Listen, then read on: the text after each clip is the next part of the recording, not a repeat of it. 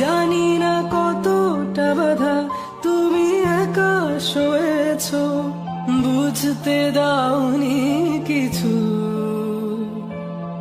আজ আমি হয়েছি বড়, নিজের মতো করে বুঝি সবই। অজান্তে কত কি ভুল করেছি, তুমি ক্ষমা করো আমায়। বাবা তুমি আমার যত খুশির কারণ, বলো তো। জানি না কতটা বাধা তুমি একা সয়েছো, বুঝতে দাওনি কিছু। আজ